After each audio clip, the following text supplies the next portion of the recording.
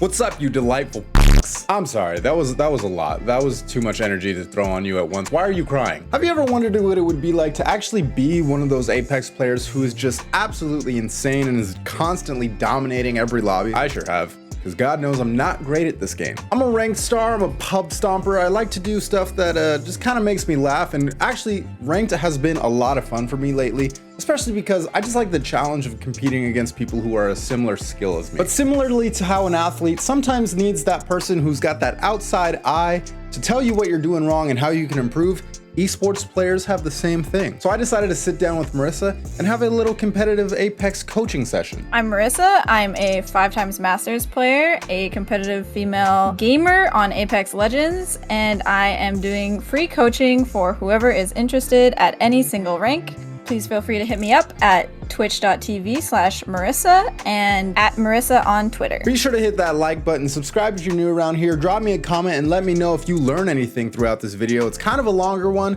and I think there's actually a lot of really good information. I walked away from this session actually feeling like a lot better of an Apex player, and I actually think I'm playing better since doing this. You can check me out over on Twitch, twitch.tv/IamDannyDelight. The link is in the description. We're kind of trying to grind ranked right now. We're very close to diamond. Once we get diamond, I'm going to decide whether or not we want to go for master. I hope you guys enjoy. I'll talk to you in the next one.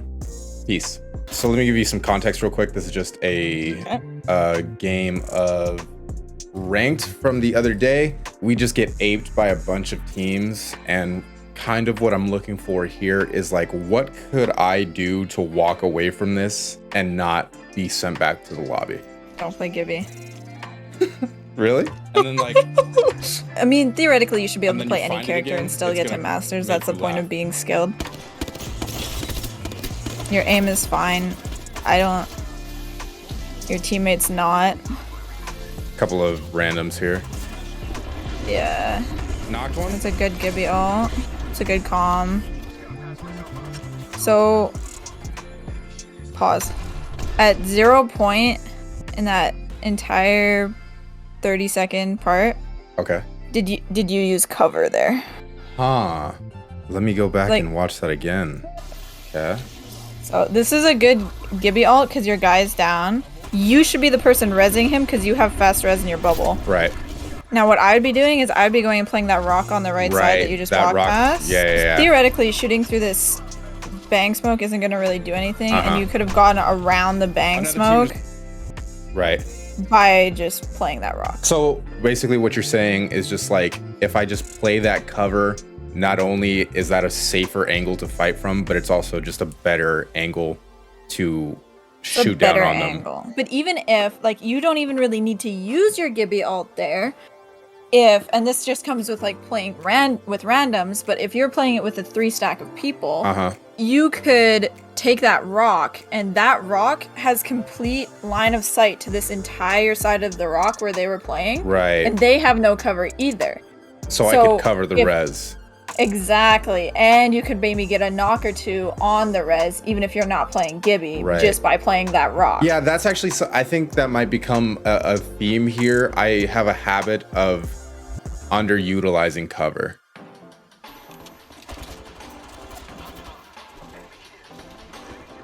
So, yeah, your aim is fine. You can pause here. There's no reason to ever be playing where you're playing. That rotation is really late, especially for that area. It's not necessarily avoid landing there. You can land there, you can loot there, and you can fight there. So how would you have rotated differently then? Teams generally play zone or edge. And the best team comp is generally, you can play both at any point in time. Right. It's best to play the game based off of where you're at that point in time, where the teams around you landed at that point in time, and how many teams are near you. Okay. So if you're landing market, some of the times you might have 3 teams relic and like 3 teams gauntlet, and it might not be a really good idea to play this spot. Because the problem with this spot, it just gets really hot. Yeah, market rotates in, relic rotates in, gauntlet rotates in. Got it. They all rotate into these houses, and there's no cover. The reason why this side of the map is such a bad area to play is because when you land runoff, you hear bullets from airbase. Right. When you land airbase, you hear bullets from gauntlet. When you land gauntlet, you hear bullets from relic. When you land relic, you hear bullets from market. So it's like all of these POIs, all of them are just chained together. If you shoot your gun, somebody is going to hear it from another POI, even if you didn't know that that team was at that POI. Right. So it's just like a bad idea because it's so easy to get like 11th partied, which is exactly kind of what happened to us. Yeah. The way that I would have done this rotation is I would have rotated up here. I would have took the height on these houses, and then I would have shot this. After clearing gauntlet and making sure that there's nobody in gauntlet. That way you avoid that choke, and you could kind of like control the amount of people who are able to shoot back at you. Got it. If you put yourself in this choke point, you can get shot at from here, here, here, and here, and someone could walk in also behind here and shoot you, and someone could walk up behind here. You put yourself essentially in the middle of the entire fight, and you only have 3 people and you have 4 angles to watch. Whereas when you play, and I call this focusing forward, I play in positions where you have the zone to your back. So you know no one's behind you. So you know nobody's behind you, but you should be checking it until you're up in like zone 3 or 4. Right. You want to play with your back towards zone so you can focus in this cone, and all 3 of you can focus one direction. Mm-hmm. So this is macro positioning, okay? So like if I start here and I need to get here, which is where I would play in this zone. So I would rotate in here, and then I would play here, and I would clear out this entire top side here, because this is a high point, high ground, and there's a rock here that you can play. And then this is where I would play in this zone. This would be considered a macro rotation. How am I going to get from repulsor to the spot that I want to play in end zone? That's a macro rotation. Okay, so it's like the big picture rotation, the like A to Z. Yeah. As your where... macro positioning is like, I'm going to play the high ground in end zone, or I'm going to play God spot in end zone. Got it. Your micro positioning is there's a rock here that has cover, and you're not playing it in a team fight, when that rock would have been your win condition to kill the team that's on this rock. Right. Micro positioning is how you play the height and the low ground in the team fight that you're taking. Got it. So it's your team fight mechanics. Your macro positioning is your, okay, how are we going to win this game? Where do we want to play in the zone mechanics? Got it. Does that make sense? So macro is big picture, whereas micro is just like play to play. Would you say that that's the majority of why you get like third partied in Apex? Yes and no. So the reason why you get third partied in Apex, and the reason why everyone hates this map, is because this map is small, and the kicker is people don't know when to engage and disengage in fights. Let's say you're playing here, and you have a charge rifle, or you have a scout, and there's a team in containment, and you're just doing poke damage at each other.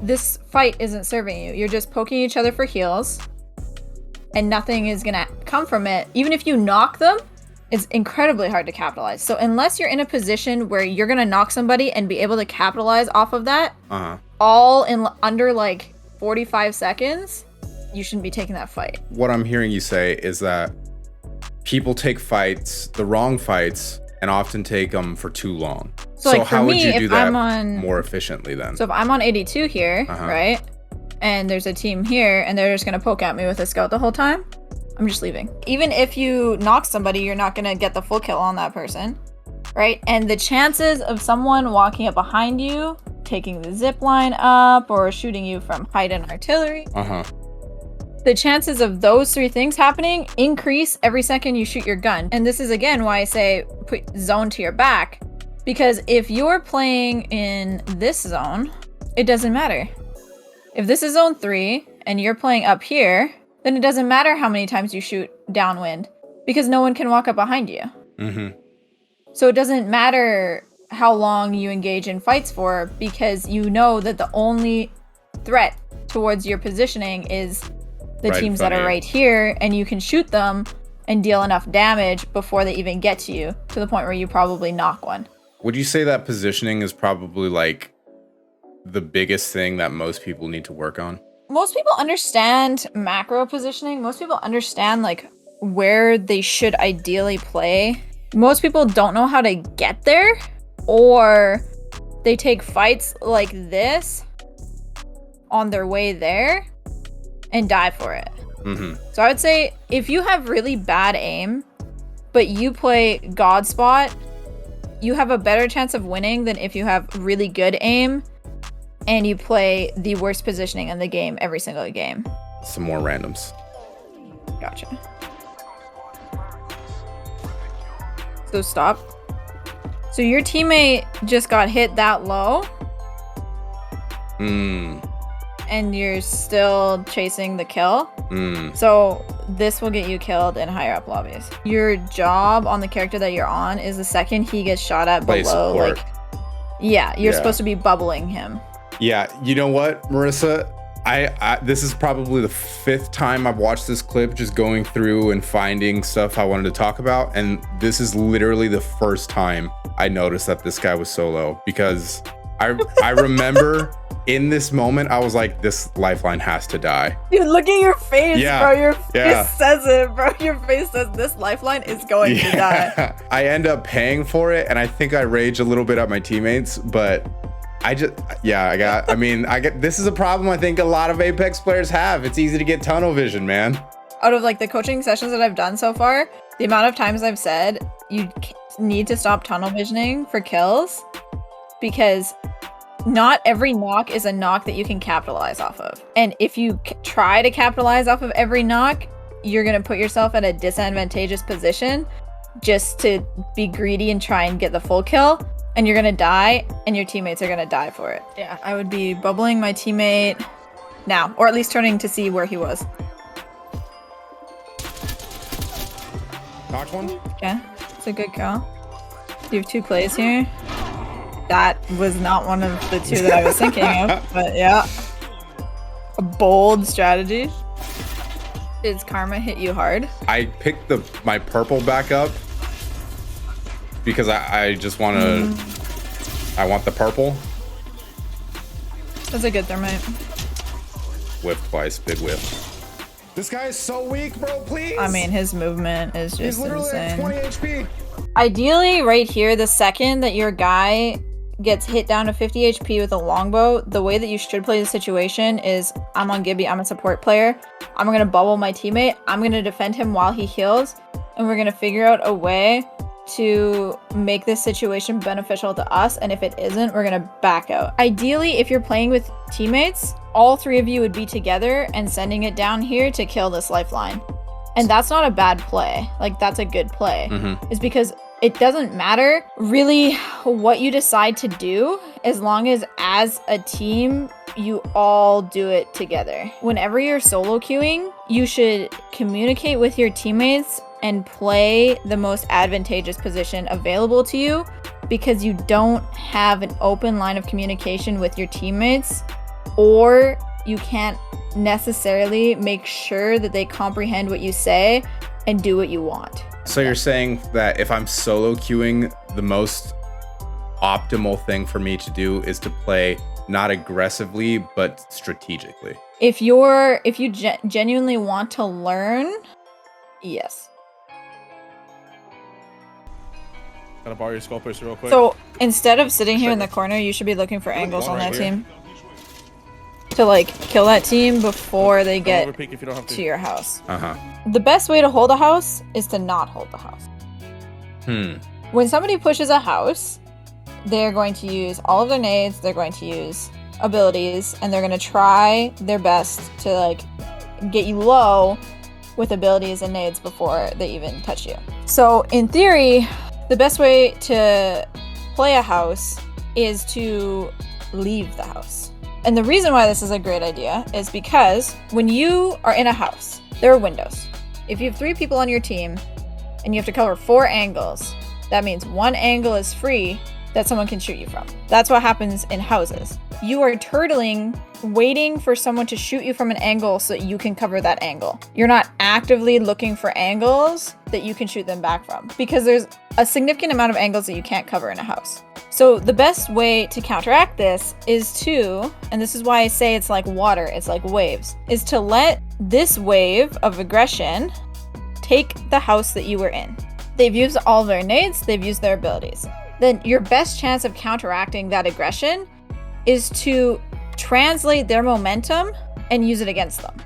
So now they're a wave and they've pushed into the house, and now that wave has lost all of its momentum because they didn't get anything off their nades, they didn't get anything off their alts, and now they're all on cooldowns, right? So if you can take that aggressive wave that they had and re-aggress the house using your nades and your ultimate abilities, you have a significantly better chance at winning that fight. So essentially what you're saying is just like play from the height, play from different angles and cover on, but not in the house. Exactly. When you get aggressed in a house, regardless of if you have a Watson or not, if they want to aggressively push you and they've like already taken out your gen, the best play is to like leave the house, get on top of the roof, and use those angles against them. Because when you were playing this, there was a guy peeking this door, there's a window here he was peeking, there's a window here that he can peek, and this house specifically, it's got the this ceiling. Is a side profile, it has like all of the stuff on top that you can peek through. They can peek up the stairs. There's crazy players that can like do a slide jump and get up here and shoot you up here while they're aggressing you and they're pushing up on you. If all three of you leave the house and get on top of the roof, these guys are pushing into the house, and now you're the team that has the roof angle, you're the team that has the window angle, you're the team that has the stair angle. You're transposing your positions. It doesn't matter if you have Watson or Caustic, because they can just peek as many different angles as they want to. Survive this initial splash, and then take the momentum from the top of this and push it back on that. You create a wave going the opposite direction. So now you have the momentum, you have all of the angles, and they're sitting ducks inside of the house because they already used all of their utility to gain access into your house. Got it. Take the place of the aggressor. Let them have the house. That way you could use the disadvantages that you just had against them. So the house is useful for not getting shot at like between fights. So like if you have a house here and you have a house here and you have a house here and you have a team in this house and you have a team in this house and you have a team in this house. A team cannot push your house because this guy has an angle on your house, this guy has an angle on your house, these guys have angles at each other, and you have an angle at this, and you have an angle at this. So if anyone tries to push your house, you have two other teams keeping that team in check.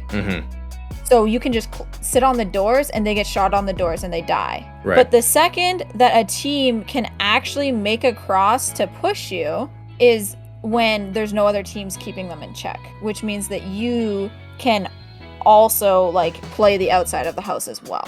Like you wouldn't want to play the outside of the house if there are a whole shit ton of teams shooting at you from other places. So because that makes no logical sense. What you're saying about like the waves and about taking the more aggressive stance, once it gets endgame and the circle's small and everybody's kind of near each other, that's when you're in a better situation to just kind of play more that turtle where the other teams are able to help you keep that aggressor team at bay. Yeah. Got 100%. it. That makes sense. Yeah, that makes perfect sense. I disagree with pro players that tell you that the only way that you get better is to drop hot and take every fight and solo trio. Because you have to have a certain level of mechanical skill to even benefit from that. If you're a bronze player, you're just gonna get shit on off cooldown and you're gonna become super, super, super demotivated to get better because you're just like, well, what am I doing wrong? This pro player is telling me that I should be doing this and I should see improvement and I'm not. So whereas like the actual way to improve is to play the game more, and the only way you play the game more, actually land somewhere, get a gun that you can use, play the game out so that you can live for as long as possible, because the more bullets that you shoot, the better you get at recoil control. And then once you get to a certain level where you have the recoil control down, then you can land hot and improve your team fighting or like your solo fighting mechanics when you solo trio. Right. It's like putting a bronze Valorant player in an immortal lobby and being like, yo, like if you peek this guy a million times, you're gonna die 999,000 times because he just has better mechanical skill than you do. I don't know Valorant. Could you put that in Iron Chef terms? That's like putting one of the junior chefs on Master Chef. Oh, you can't do that. That's unfair to them. Exactly, because the Master Chef just has way more knowledge, way better cooking mechanics, and makes better food. It's not even like a junior chef. It's like putting like somebody that doesn't even know how to cook. But like if you get to the point where like you have your own kitchen and you've cooked a significant amount of different types of food and you're passionate about being a chef, then you can actually compete against that, or at least you can compete against that and learn from it. Don't go straight to trying to flambe. First, work on your knife skills. Fundamentals. You should fundamentally be able to knife someone. True. It's good to know like what you're doing wrong, but the best way to get better is to play the game actively thinking about how to improve the things you need to improve. So don't just queue into a pub and be like, I'm not getting better at my positioning and I don't understand why, when you didn't even think about your positioning once the whole time you're playing the pub. Practice with purpose, always. Maresuh, thank you very much for your time. One last time, can you tell people where they could find you, especially if they're interested in potentially getting some coaching? At Maresuh on Twitter and twitch.tv/Maresuh on Twitch. Guys, go check out Maresuh. If you are interested in seeing me try to actually put any of this stuff into play, you can check out my Twitch channel, twitch.tv/IamDannyDelight. Go check out the rest of my YouTube content as well, so you can see me make all the mistakes that we talked about in this video. Subscribe if you're new, hit that bell, and yeah, peace out. Later. Bye. I hope you enjoyed that video. If you did, make sure you hit that like button, as it does help me out a lot. Consider subscribing by hitting this button right here, and check out one of my other videos that YouTube thinks you might like. I really appreciate you being here, and I'll talk to you guys in the next one.